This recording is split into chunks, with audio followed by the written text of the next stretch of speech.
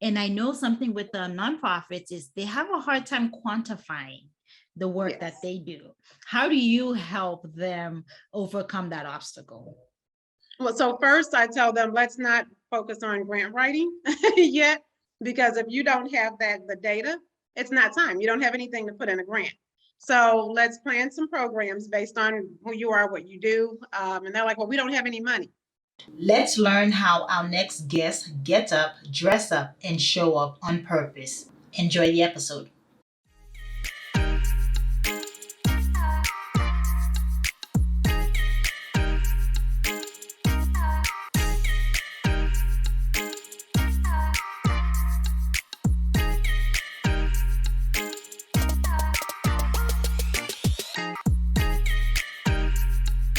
Hello, morning enthusiasts. Welcome to the Best Morning Routine Ever podcast. I am your host, Lunide, and today it's a joyous day. It's an honor. It's a privilege to introduce my next guest, Connie Bobo. She is the CEO of Mind Your Mission, where she helps nonprofit organizations increase their sustainability and helps them secure long-term funding. How good is that? Like every nonprofit organization needs help with that. So I'm really thrilled to have her on the show today. She has helped dozens of churches and nonprofits increase their capacity, secure funding, and drive impact within their community. So with no further ado, Connie, welcome to the show. Hi, thank you. So glad to be here. It's an honor to have you. Thank you for making the time. So before we dive right into all the money making and what impact these organizations are having in their community, I want to know a little bit about yourself. So give us a little synapse of your background and your journey thus far. So actually, I kind of backed into this. I come from a family who loves children. Yeah. So growing up, my mom couldn't work. She had 3 children and no one wanted to babysit. So for her, she actually started like an in-home daycare, and she was the babysitter for everyone else. Yeah. And as we grew up, we just kind of took on that same passion and love for working with children and things like that. So from there, I started working in early childhood education and just really mastered the industry. Yeah. And went into the nonprofit portion of it and just fell in love with nonprofits. And then began to see and realize how different it was to work in a nonprofit that was in an urban community as opposed to somewhere else, and those that are led by minorities. Yeah. And just seeing how we tend to struggle with securing funding, becoming relevant and actually having a presence in the community. A lot of times we're the best kept secret. Mm-hmm. And it's because we don't know how to get out there and get in front of people. So, from there, I just started working with different organizations and churches and really helping them to build themselves up and be more relevant in the community, how to secure funding. Everybody wants to know, how do I get these grants? I hear it's tons and tons of money out there. So helping them get the grants, but also helping them to understand that grants typically make up about 10 to 20% of your budget. So you do not want to rely on that as a sustainability plan, and showing them how to put together a real funding plan and diversify their revenue streams. So yeah, I've been doing it for 20 years, and it's my greatest joy is helping other people find their purpose and really live out their vision. That's when I feel like I'm the most complete and have done my job. Yeah, 20 years. That is quite a bit of time. And it sounds like you started with the education piece of it, right? You were in early education. Why that route? Because you said your mom, right? Your mom was the babysitting, so she kind of sowed the seed into the early education portion of it. And then I'm curious to nonprofit. Why nonprofits are so dear to your heart? Because that's really where we drive impact. And it's not saying that a for-profit does not care about the community, because Mind Your Mission is a for-profit, and we are all about serving the community and figuring out how to strengthen that community. But nonprofits are unique in that most of them think that they're not even supposed to charge fees. Mm-hmm. So nonprofits are out here doing things for free and trying to figure out, how do I keep going? How do I make this work so that we can continue to be a blessing to the people we need, that we need to reach, especially, there are some programs where, if you're dealing with reentry or substance abuse, the people can't afford to pay. Mm-hmm. So how do you get that money in a situation like that? So that's really what drives me, is making sure that, we have the impact in the community. Because, I could say that I love serving children and that is my mission, but you really cannot reach the child until you've reached the community. You have to service the parent as well. Mm-hmm. And in today's economy, you have to service the grandma. That family has very unique needs. And if you can't reach the entire family, you're not going to reach the child.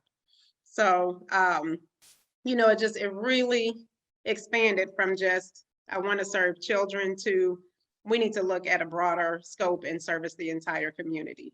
And that's a strong communities is what helps children thrive. Right. And so the community has to take a part in enriching and creating those leaders. Exactly. And that's where And those they can only do that if they're appropriately equipped. That's right. And that's where those programs come in to enrich the leaders and create the leaders. And so that does include that encompasses all hands on deck approach, right? Exactly. That's what we call it wraparound services. Yeah, wraparound services. So tell us a little bit more about the wraparound services and securing funding for that, because it's not just a one piece of it. There's multiple pieces. Oh, no. Yeah. So tell us unravel that. Okay, so I refer to it as capacity building for nonprofits and churches.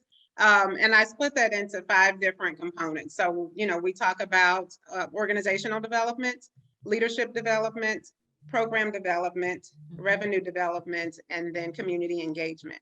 And until you can really have a clear, well-defined process for all 5 of those components, the organization is going to struggle. I've seen organizations where they've had some really great ideas for programming, but because they didn't have the organizational or the leadership piece in place, it impacted the organization, the program as a whole. And then also, obviously, if you don't have the funding, so revenue development is key, and everyone wants to jump right into that. But I tell people it's a process, and the revenue is not the first thing you start on, because if you don't have the foundational things in place, then you're not going to get the money. You can write grants all day long, and a lot of times you'll do more damage than good if you're writing grants and you are not grant ready. So I spend most of my time working on organizational development for new nonprofits and churches, even some that's been around for 10 years. They've just been kind of hanging in there and just kind of coasting, or, I tell them all the time, you're floating. We want to get you swimming, and where you can actually take a deep dive and really make a difference and drive impact. And to get to that place, we've got to lay that foundation first so that there's something to stand on. I find it a lot of executive directors, they're shocked when they realize they have to model some of the for-profit organization structure, the leadership structure, the organizational structure, because how else are you going to model it, to execute, to have order per se? So you can speak on that. And even the funding side of it. I tell people all the time, you have to think like a for-profit in order to have a successful nonprofit. And they're like, well, that doesn't make sense because we're not a for-profit. But when you begin to think like a for-profit, it opens up your thought process as to where am I going to get this funding? Because a lot of times in social services, and my background, I didn't really talk about my education, but my associate's degree is in early childhood education. My bachelor's is in corporate communications, and then my master's, which I haven't quite finished yet, is in social work. So I'm kind of full circle with it. And, the social worker side of me wants to just do everything. Oh, I'm going to do everything. I'm going to give it all away. No one's going to have to pay for anything. That sounds really great until you start trying to do it. And you're trying to figure out how to operate a $200,000 program with $200. It just doesn't work, So you've got to get out there. And it's more than just asking people for money. People are really tired of that. And in the era of COVID, they just don't have it. People aren't tithing the same. So a lot of churches were closing their doors and trying to figure out what's next. Do we sell the building?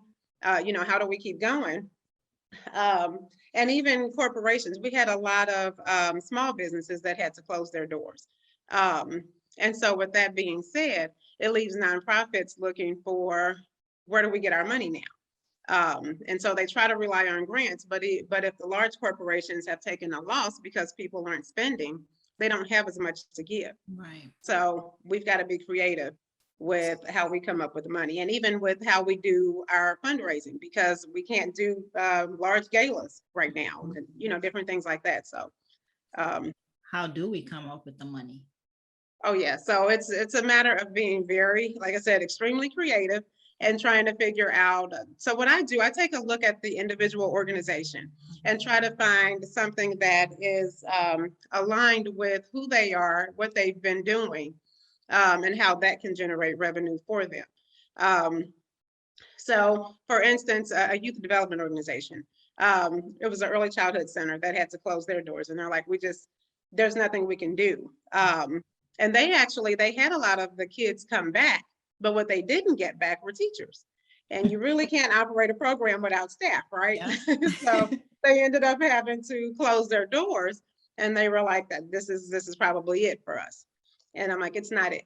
There's a spinoff that you can do, which is actually what my nonprofit is doing right now, because I'm not one who just talks about it. I believe in being about it as well. So in addition to Mind Your Mission, I have a nonprofit that is operating with a $15 million budget. And so what we started doing was providing fresh and frozen food to families in need. And we have a USDA contract, so it's not a grant, it's actual, it's permanent funding. Yeah. And that funding will look different, obviously, because we will not be able to continue doing boxed meals for a week when COVID is over. None of us know when COVID is over, so we're going to take advantage of it while we have it. Yeah.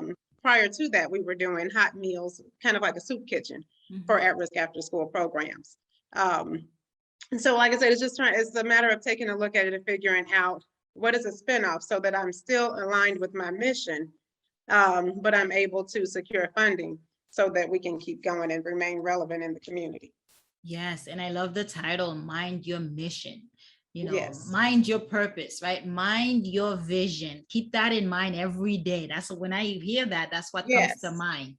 That it be with everything. Yeah, we get so many, I've worked with an organization who, like I said, everybody wants to look for grants. And so what they were doing was after school programming. But a grant came out for $3 million for substance abuse counseling. And they were like, can you write this for us? And I said, oh, you guys do substance abuse counseling? And they were like, well, it's $3 million. Like, who would turn that down? Someone who does not do that. I mean, if someone put out a grant for $10 million to shine shoes, are you going to write that too? And they're like, yes, why wouldn't we? No, that's not who you are. That's not your mission. We don't chase money. Right. Stick with the mission. As long as you are mission driven, money will come. I love that. I love that you said we don't chase money. Well, if you are chasing money, you know what happens? Resources are being wasted, right? So the time it takes to write a grant application, my husband just finished one, and it took 3-4 months, and it took a whole team of meeting every day to finalize the details of that. So when you allocate the time and the people, those are all resources that you're already scarce of. Exactly. To go after money that you don't stand a chance of getting. Exactly. And then sometimes there's something where, if I've been doing early childhood education 0 to 5 and a grant comes out for after school 6 to 13, could I write that and say that still aligns with my mission? I'm expanding the scope. I'm servicing the siblings of the kids I have. There's a chance that I could get that grant with a good quality program if I have staff in place and things like that.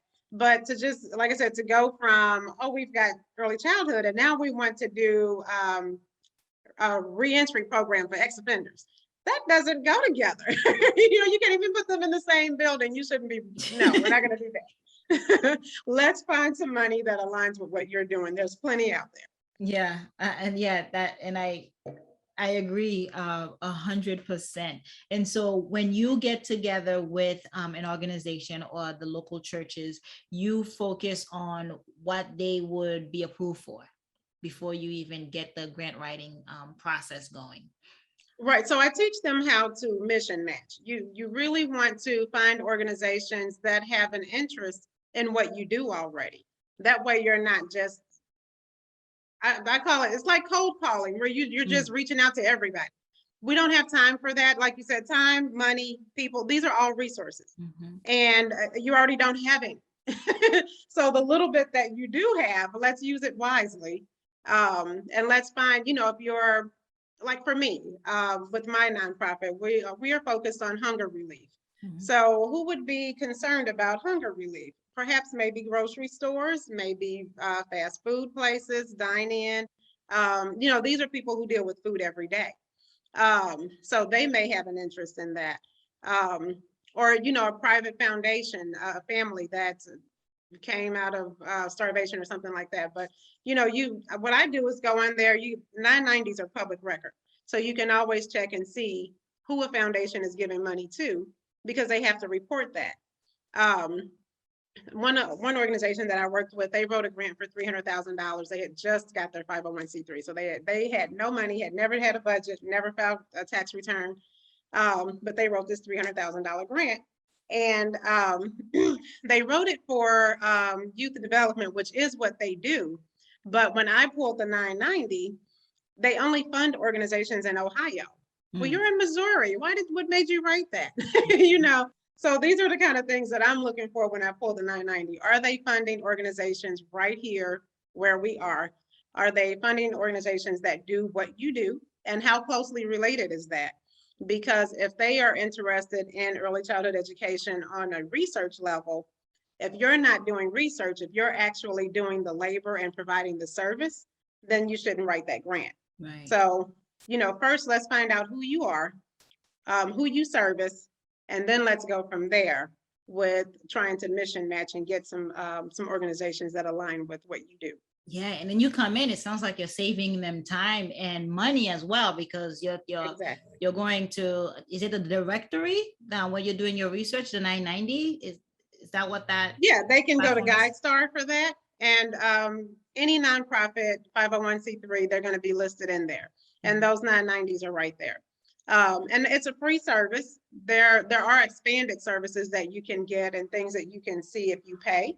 But just the free program will get you in to be able to see what these people are doing and to take a look at those 990s. That is powerful. And then you can get them back to focusing on the impact, the mission statement, writing that and focusing on who they serve.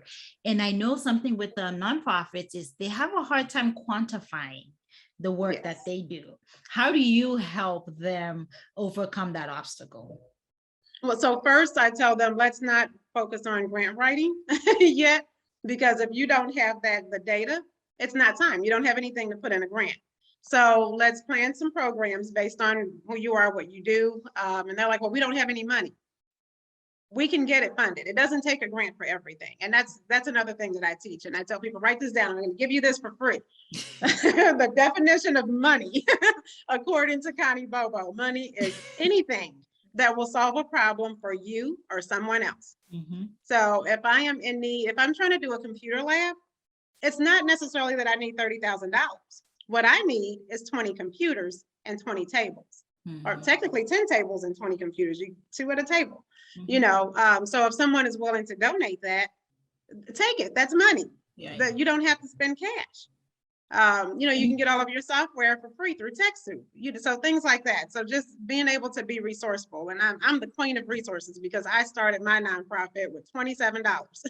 That's good to hear. The power of, so you know what you're talking about.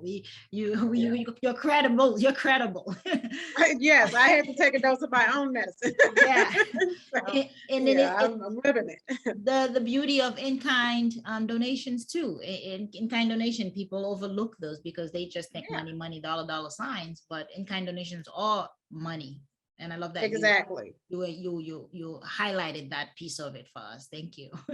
And there's definitely a value on that. So I tell people don't waste any resource. That's powerful. So, with that being said, I kind of forgot the question now. I went off on a tangent, but yeah, so that's one of the things that we focus on is just making sure that I actually have them to do an inventory. Give me a list of everything you need in order to effectively operate your organization or your ministry.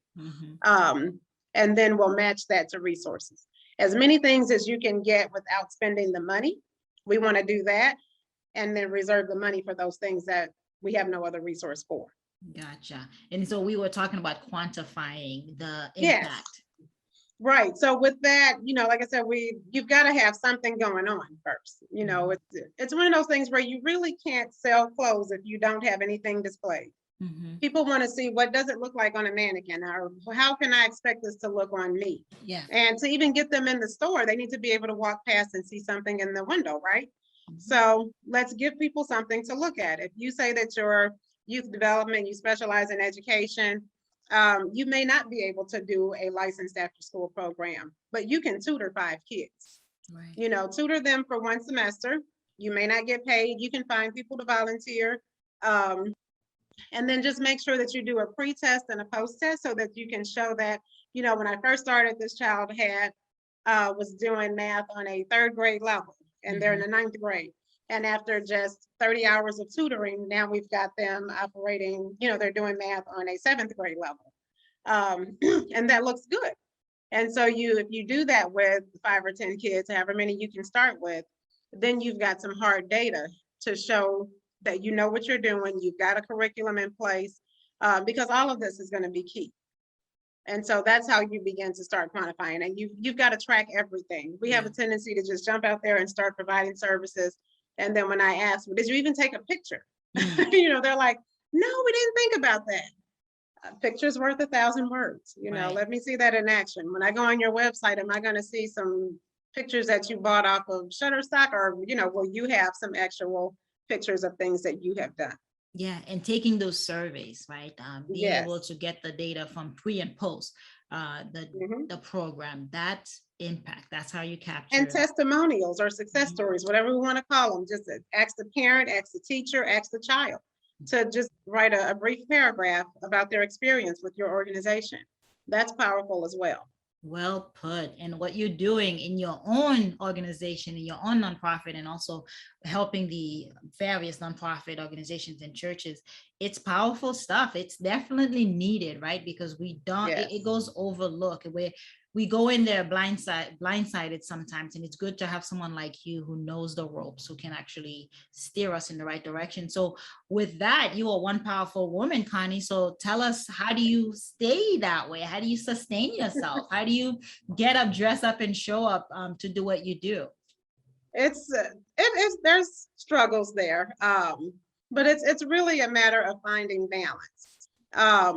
And before, I would say when I struggled the most, it was when I never took time for myself. So I've learned to be just a little bit more selfish. And that sounds really weird, and it sounds like it's working backwards. But when I was all about, I got to do this for everybody else, and I'll sit my stuff to the side, and never could get my hair done, never had time to go to the salon or the spa or anything. I was a mess. I was tired. And you get to the point where, I don't want to say that you do things grudgingly, but you kind of feel like, when is it going to be my turn? And so I had to shift everything and say, okay, I'm going to take at least 1 day a week that's strictly for me. Right. I'm not going to answer the phone, and I made that Sunday. That's the day. I don't care if I'm just doing laundry. If it's my laundry, I feel like I'm doing something for me. Right.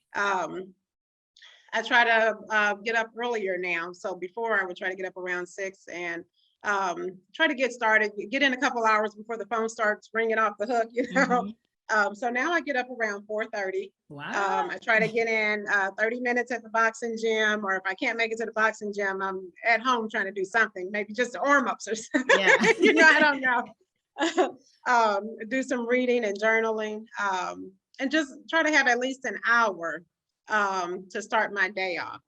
That's mine, where I get to just have a mental release. And that is so powerful. And I found that the more selfish I have become with making sure that I get mine in, the better I'm able to show up for everybody else. Yeah. And I can quantify that because when I was just racing doing for everybody else, we were servicing about 426 kids every day. And I thought that that was amazing. I was, excited about that. And I don't discredit that at all. I don't despise small beginnings at all. But ever since I've been selfish, we are servicing over 9,000 kids every day, making sure that they get fed. The budget has grown. We went from about 300,000 a year to, like I said, we're 14-15 million dollars a year now in revenue. So, when you can take that time for yourself, it really helps you to be able to show up for others more fully. Wow. So, wow. Amazing. When you grow, your business grows. Yes, absolutely. That's what. Isn't it funny how that works?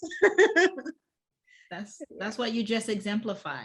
You did the mental work. You put the time out so you can address and be able to think clearly, get a day off to kind of de-escalate. And then you are waking up at 4:30, from 6 to 4:30. That's a full hour and a half, 2 hours to yourself to prepare before you show up to the rest of the world so you can be better at what you do. And that's the power of self-care. That's the power of a morning routine. You do it for you, but you also do it so you can see the results in the people you engage with in your business. It's powerful. It's powerful. I really am so happy you were able to share that with us today. When you grow, your business grows. That's it right there. Those numbers. I love it. I've got to write that down. Yes. Those numbers. So I really am thankful and grateful that you are here and you came on the show today. So for everyone who's listening, they're wondering, okay, who is Connie? How do we get in contact with Connie? Where can we find Connie? Please tell us. Absolutely. So I'm on Facebook. I have a personal page as well as the nonprofit has a page, and Mind Your Mission has a page as well. So we're on Facebook, we're on Instagram. Those are the only two that I really keep up with, and LinkedIn. I'm definitely on LinkedIn, and I check those every day. Also feel free to email me. I have my websites are available. So anyone can go on there and request a free 1-hour consultation. And I sit with them and just, what I like to do is I have a questionnaire that they complete first. And it's 10 questions, just trying to give me a really good understanding of who they are, what they're doing, where their struggles are. And that way, when I come to the call, then I'm already coming with resources and ways that I could step in and help so that call is very impactful for them, even if they don't choose to retain me as a coach or a consultant. That is amazing. That is amazing. And you're doing the work as well. You're teaching it. You're in it yourself. You're raising money for your own organization. What is it? What's one support that you need and you foresee that other entrepreneurs need post-COVID? I would say, if I had to only give one, I would say networking is the most powerful, because we cannot be everything. We're not a know-all, end-all. Even 20 years in this industry and multiple degrees, I don't have all the answers. But when it's something that I don't have an answer to, I have enough people in my network that I can turn to. And even if they don't have the answer, someone always knows where to go to find it. And so that's more important to me than money or anything else, because I can give you a list of 50 grants to go after, or tell you who's giving out free computers and who's donating office space. But nothing compares to just having resources right there every time you need them. So, and then a lot of time in COVID, we need someone to talk to, because it's easy to go crazy or have cabin fever, or, it's just, COVID has really changed a lot of things, especially in terms of socially, where we used to be able to have Chamber of Commerce meetings and 300 people in a room. We're just not able to do that anymore. Yeah, it's changed the way we do business as well. And I love that you brought on the networking piece of it. That is crucial. That is important. And it's the power of people. In Haiti, I'm from Haiti. Togetherness. Yeah. I'm from Haiti, and on our flag it says l'union fait la force. And there's strength in unity. Okay. There's power in more than one. And so I love that. That's the piece you want to leave us with. It's not even for nonprofit organization. It's not just about money. It's about the network that you build, because you are also the worth of your network. Exactly. Yeah. And in nonprofit, no one organization does it all. So you have to find someone who can complement what you do, because that's so crucial, because then you can collaborate on a grant. And that looks really powerful to funders as well. So, do we want to give $1 million to Connie Bobo, who's saying she's going to service 100 kids? Or would we give it to this collaboration of 6 organizations that can service 5,000 kids? Yeah.